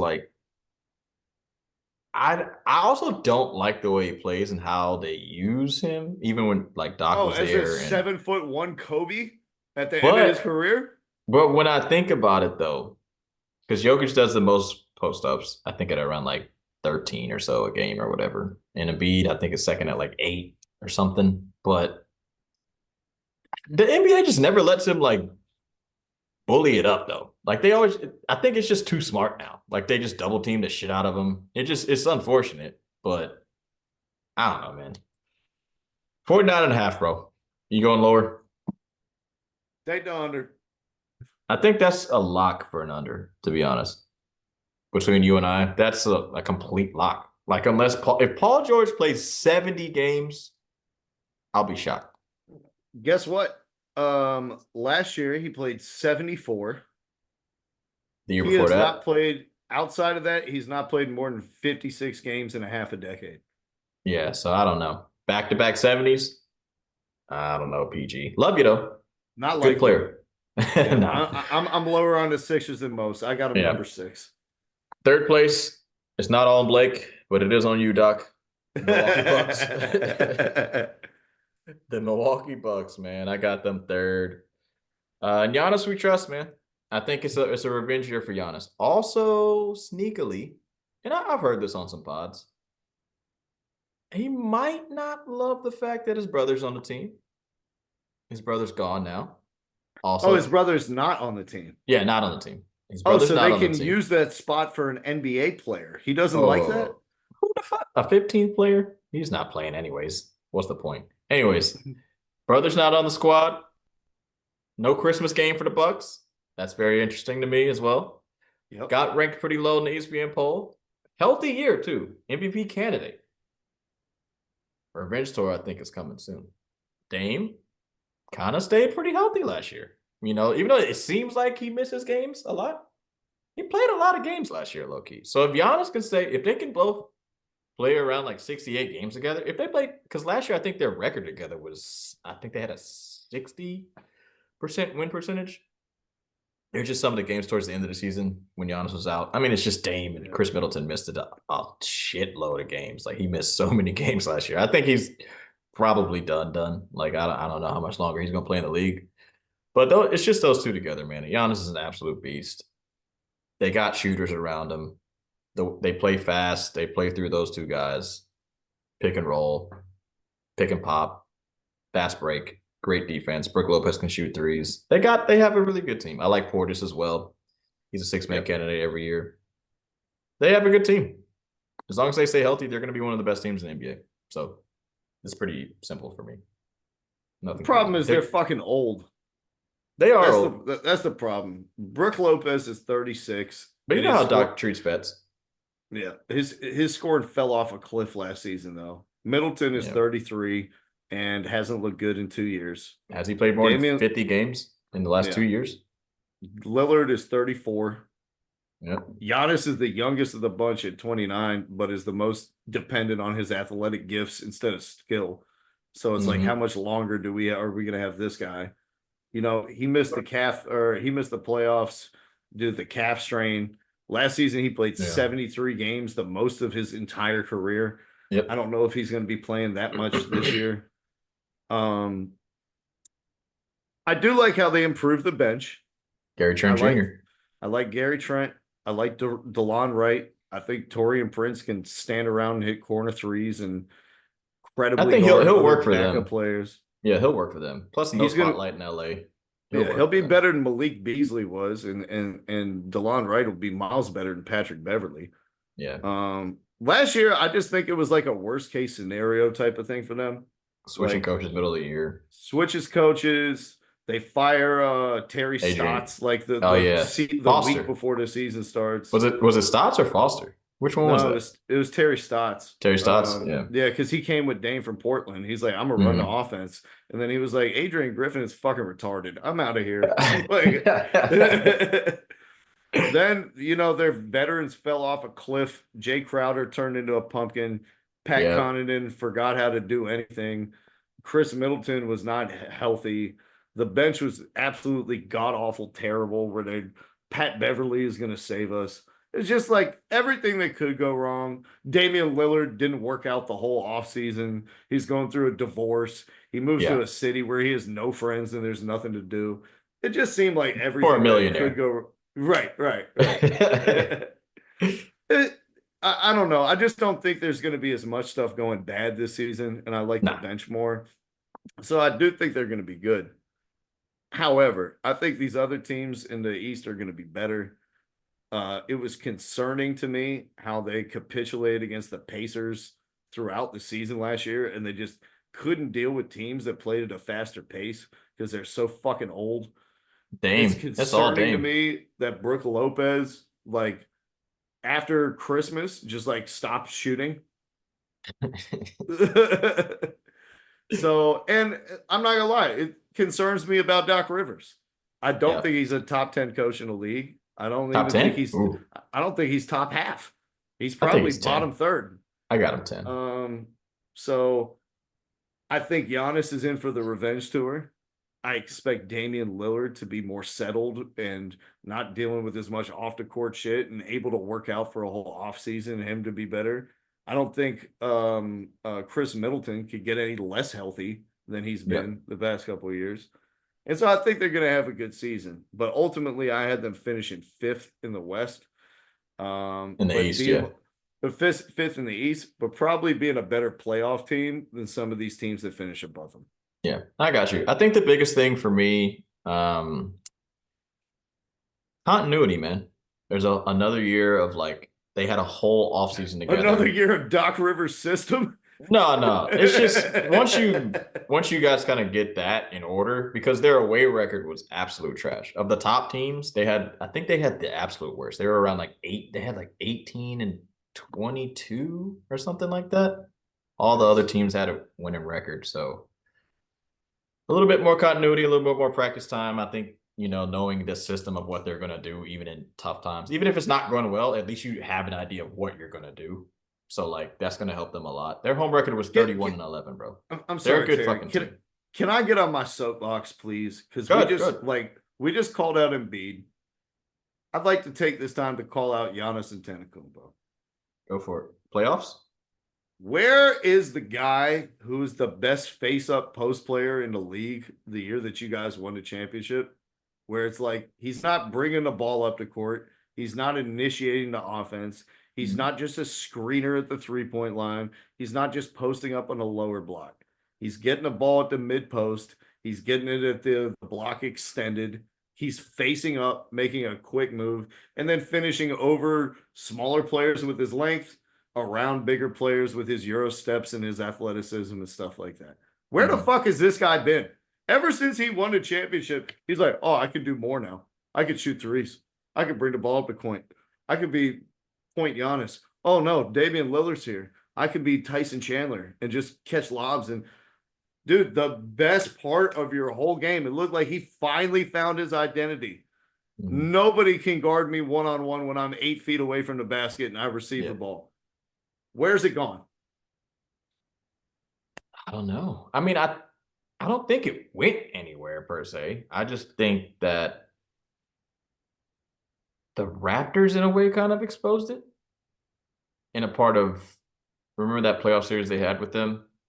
I don't remember which year it was, but it was the build the wall year or whatever the fuck. He got worse at what he was improving on. His three-point shot is non-existent now. His mid-range is damn near non-existent too. Well, at least he's shooting the free throws in under 12 seconds now. I mean, I think that's the only thing that's improved. Like of course, like some of the post-up stuff has gotten better. Some of those moves down there have gotten better, but it's gotten way worse, bro. Everything else got worse for me. Everything else got so bad. He became so 1 to 2 dimensional that he feasts on the fast break and stuff like that. And I think he's still pretty unstoppable, around 8 feet. But everything else got so bad that other teams are just like, all right, man, we don't give a fuck about that stuff. But why are we doing any of that other shit? Is my question. That's what I don't understand. I think it's Jason Kidd tried to do some other shit with him. So he was, all right, I'm going to try to do this. And now he's stopped working on it so much. I don't know. Maybe he's in his head because he cannot make a jump shot. Just get him the ball in the fucking block and let him face up, dude. You can't do that shit in this NBA anymore, bro. They're too they double you. It's easy. Time. Not on the block. They need to do more of the elbow. Yes, get him at the elbow where you can't double it, or if you do, you're giving up an easy one pass three. Yeah, I think that's the problem. It's just that the utilization of Giannis Antetokounmpo since Budenholzer left is why? So you would put him on the elbow? Yes, I give him the Embiid spaces where it's he catches the ball on the elbow, he faces up, quick jab, one sees dribble. The whole court. Yeah, he can get to the fucking free throw line from the elbow with one dribble or no dribbles. We've seen him Euro step from the 3-point line. Why is he bringing the ball up the court? Why is he running inverted pick and rolls when Damian Lillard is screening for him? So you don't want him? You don't want him dribbling? You don't want him dribbling at all? No, you're a fucking center, dude. He's not a power forward. He's a center. They just have a center who can shoot threes who's been on the roster. So they're like, you're a power forward. He's 7 feet fucking tall. He can't shoot. He weighs you're a center, dude. Can we fucking treat him like one? He's 7 feet, 270. It's the Anthony Davis story all over again. Davis is way more skilled, though. That's the problem. And I think we should have seen this a long time ago. I think people think that just because he could do a Euro, they're like, oh, Giannis is skilled. He's really not that skilled. Y'all should have listened to James Harden when he tried to tell you. But yeah, I got them at 3. 2. We know who it is, baby. We know who it is. Go New York, go New York, go. It's like, no, I don't even have the jersey on. Fuck the Celtics. I know. I was like, Celtics where's the memorabilia? 2. Where's the Hawks fucking shit that's supposed to be hanging in the background is my question. Fuck you guys. Fuck Trae Young. All right. Young. Make your I don't even know how to characterize this. It's not rose tinted glasses. It's like maroon tinted glasses. They're the second best team. Tell me about why the Knicks are going to be this good, because I want to hear it. Wait, where do you have the Sixers? You said you got the Sixers 6? I had the Sixers 6. I had the Bucks 5. I have the Knicks 4. I had the Pacers 3, the Cavs 2, and we all know who the number 1 team is, but we'll get there in a minute. Interesting list. I personally, and I don't usually say I personally because that's too personification. I have the Boston Celtics at 2, and here's why. No, I'm just playing. I'm totally joking. The Knicks are number 2. Now, we are recording this Wednesday, unfortunately, right after the Tuesday games, but we already made our list, kind of locked it, you know. Did before. You watch? You made your list? You checked it twice? No, rechecked it after last night's game? No, I watched the game. But now, so if we come into the season, Thibodeau, Mikal Bridges, Karl Anthony Towns, Jalen Brunson, Josh Hart, OG Anunoby. Mitchell Robinson's going to come halfway into the season like he normally does. I'm not really worried about him doing a whole lot. Deuce McBride, really good bench player. And that's it. Yeah. We can stop right there.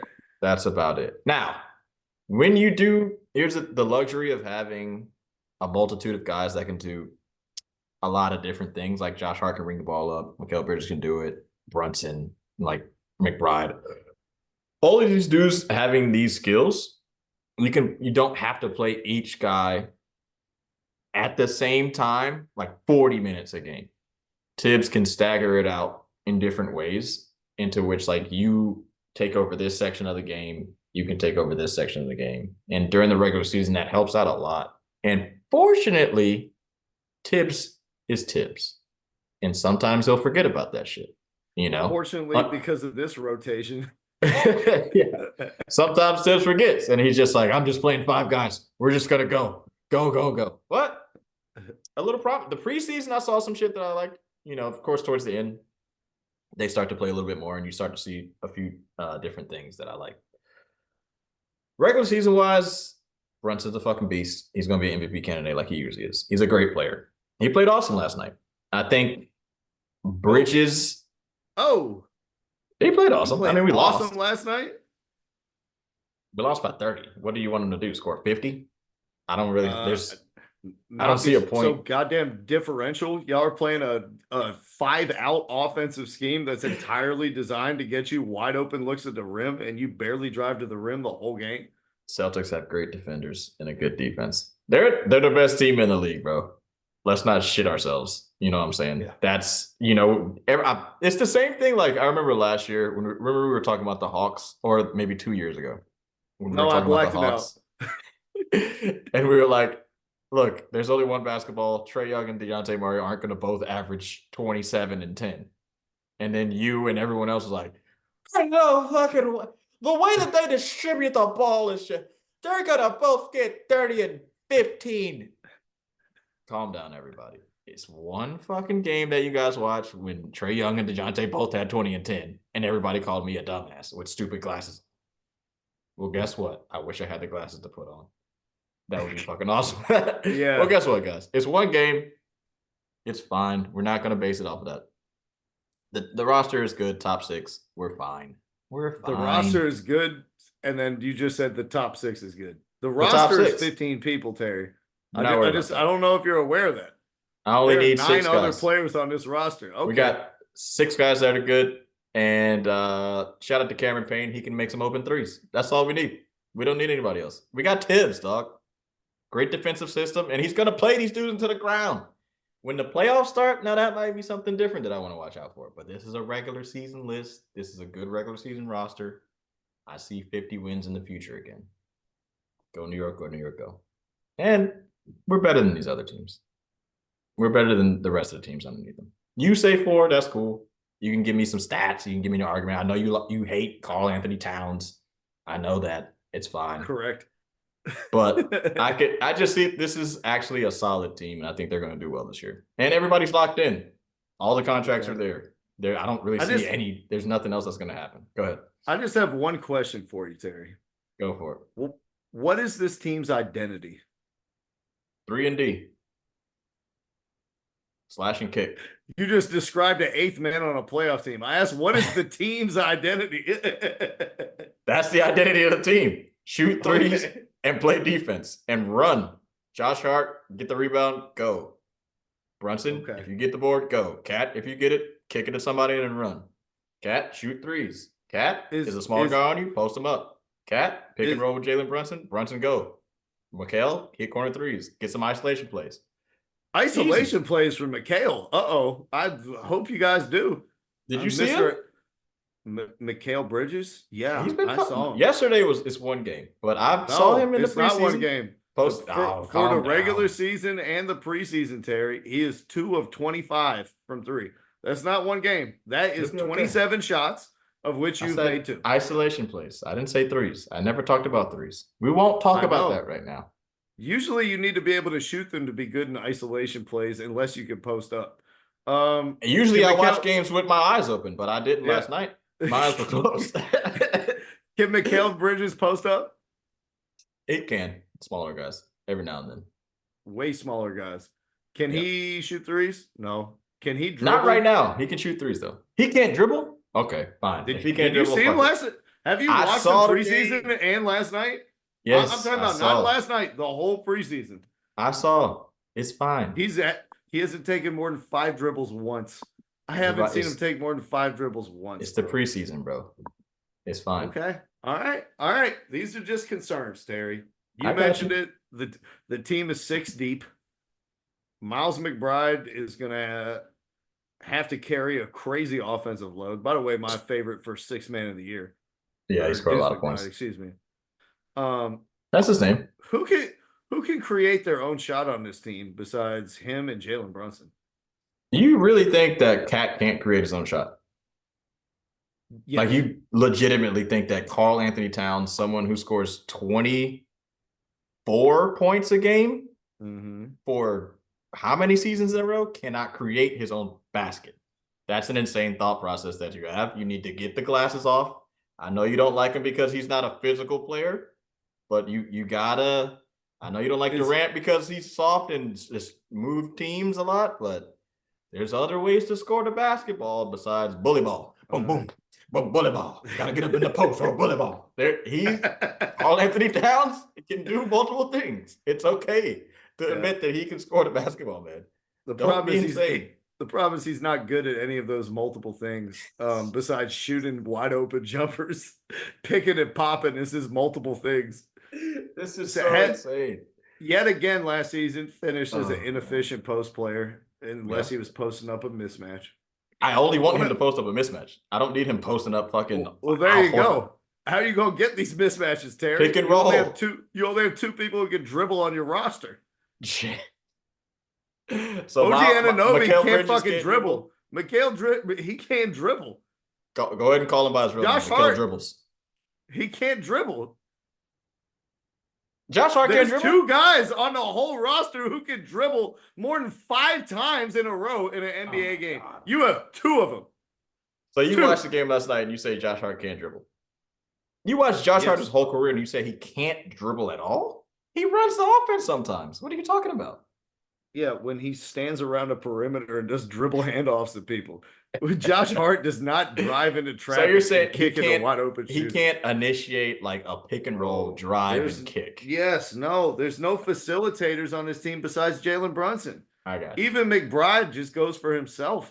Like Jalen Brunson is going to have an unreal like creation load on his shoulders. It's gonna be insane. It'll be insane. Which is not what people expected after trading away Randall and DiVincenzo and bringing in like an elite offensive player in Karl-Anthony Towns, who, to your own admission, you don't want posting up other bigs.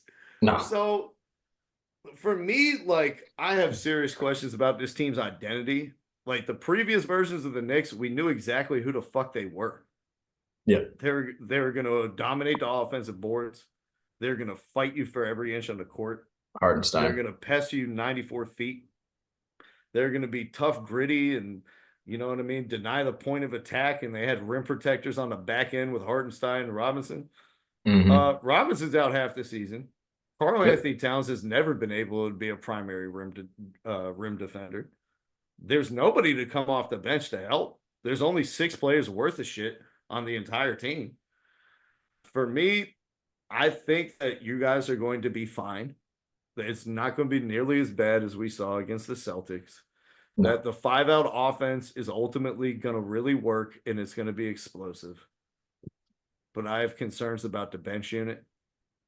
I have concerns about what if Jalen Brunson gets hurt, because I think this team would fall apart. And I have concerns about the defensive end. So for that reason, I couldn't put them as high as number 2. They were number 4 for me. That's cool. That's okay, man. Over under 53.5.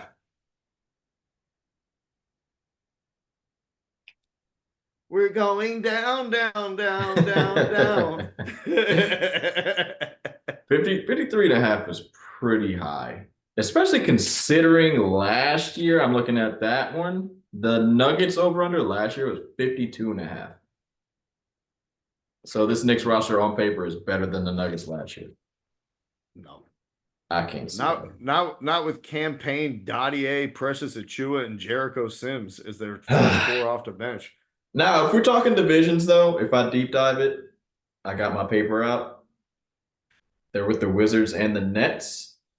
And I believe I think it's just the Wizards and the Nets. I think the Raptors are in the Central. But that's about 6 to 7 wins. So I think I'm going to go over. I think it'll be a surprise over. Yeah. Deep dive. And then, with no further ado, the number 1 team in the East and the NBA, your Atlanta Hawks. Oh, sorry. Your Atlanta Hawks. Hey, man, the Boston Celtics are a juggernaut, dog. It's so many stories about the Boston Celtics, man. Are they going to win 64 games this year? Probably. I mean, what are we thinking, bro? Probably. All the narratives, Steve Kerr out here trying to help the narratives. Anthony Edwards out here saying he locked down Jason Tatum. You know, Jason Tatum's watching that on Netflix. They're trying to have dissension between Jaylen Brown and Jason Tatum. The team is They've been trying that for years. These guys like each other, guys. The jig is up. You know what I'm saying? And I always said, never break up a playoff team. Never break up 2 guys who have made the playoffs over and over and over again. If you can't leap over the hump, stop trying to find people to leap over the hump. Keep the roster together. The roster got better. Shout out to Portland for being absolute dumbasses. And the Bucks, too. Gave Drew Holiday to Boston. You did it. You gave him one of the best defenders in the league. Also can knock down clutch shots. Al Horford. Still there, being Al Horford. Kristaps going to come back mid-season when they're still going to be a good team. We've seen them without Kristaps for long stretches because he's always gets hurt. He's always hurt. Yeah, he missed 37 games last year, and the Celtics won 30 of them. This team is amazing. Derek White is really good. Drew Holiday is really good. Their bench they have shooters. The construction of the roster makes sense to their identity of the team. They want to shoot threes, so they picked up shooters. Oh, what a fucking genius idea. I don't know why the rest of the league doesn't do it, but they've done it.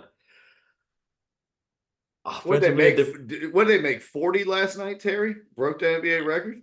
Yeah, I think it was something like that. Something like that. They could have broken it in the third quarter.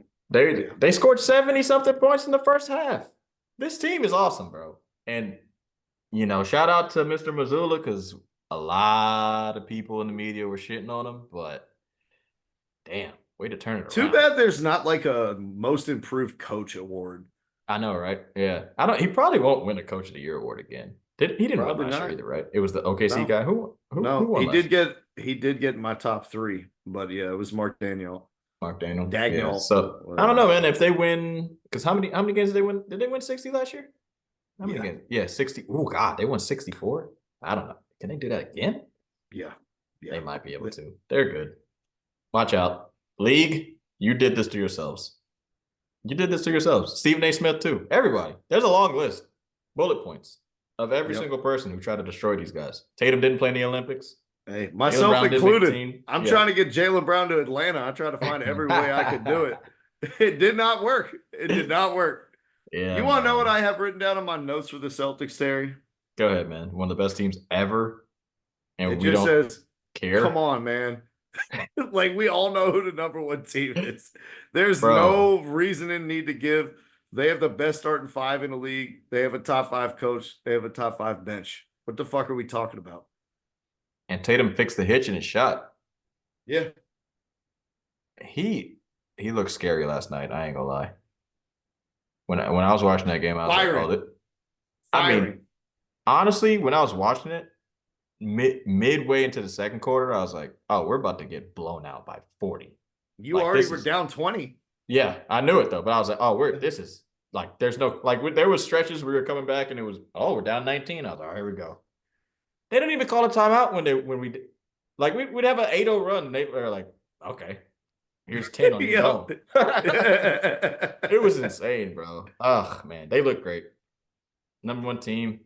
That's East. That's the East for you guys. Yeah. Oh, over under 58.5. I'm going over, and I'm locking it. I'm going over. Lock it in. Yeah, they're absolutely amazing. So to go over to East, they've reached the point where it's like you can't even pick the Celtics in 2K when you play your friends because everyone's going to complain. Like, that's the level that they're on. They're an unselectable team. Yeah, they're like the most perfect 2K team. Are they? That's like the rule before you play. It's like, all right, no Celtics. Are they? Well, it's so interesting though, like, because I still don't think Tatum is like one of the 4 best players in the league. No, it's so weird. They just have a solid 5 of the top 30. Yeah. Spurs basketball is back. Team ball is back, guys. All this individual player shit is over. LeBron, you had a nice run there. But the teams are back, bro. It's all about the team ball. And the East is back. Look at all these good teams that we have in the East, bro. Thank you, bro. Top 5 is decent. The bottom of the East is the worst of the worst. The East is back. All top 8 in the East? It's beautiful. Yeah, it's beautiful. Should we go over it one time before we go to the West? Yeah, let's recap it all the way from 15 to 1. All right. 15, Wizards. We both went under on their win total. 14, Nets. We both went under on their win total. Pistons, 13. We both went under on their win total. 12, I put the Bulls. We both went under on their win total for that one as well. Like we said, bottom of the East. Yeah. 11, Raptors. We both went under on that. Hawks, I put at 10. We both went over on the Hawks. But I got them at 10. You had them somewhere different. 8. Where are we at now? Oh, I'm an idiot. I had the Hornets 9. Hornets 9. I don't know what you were thinking on that one, but okay. Yeah, Hornets 9. I'm an idiot. Heat 8. Both went under. Hornets, I went over. You went under. Pacers, I had at 7. I know you didn't have them at all. I had them under. You had them over. Cavs at 6. Magic at 5. 76ers 4. Bucks 3. Knicks 2. Celtics number 1. That is the East. All right. Brought to you by Leg Up Picks. Leg Up Picks. If you're looking to put some money in your pocket this week, subscribe to Leg Up Picks with the promo code HLSPOD, and we'll give you an entire first month for free. We give out multiple picks every single day across all the pro sports. Just yesterday, we went a perfect 3-0 betting on soccer, and we're back today betting on more Champions League. For the month, Terry, We are up 91 units. We are winning 67% of our bets. That means if you put $100 in to start and you followed all of our bets, betting the unit sizes that we recommend, that $100 that you put in a month ago would now be $9,000. What are you doing? Subscribe to Leg Up Picks, promo code HLSPOD. Put some money in your pocket today. All right, I'm going to take a quick tinkle, Terry, and then we're going to be back to talk about the East. Yeah, yes, I got to piss. All right, North Carolina, let's get to the West side. Peace.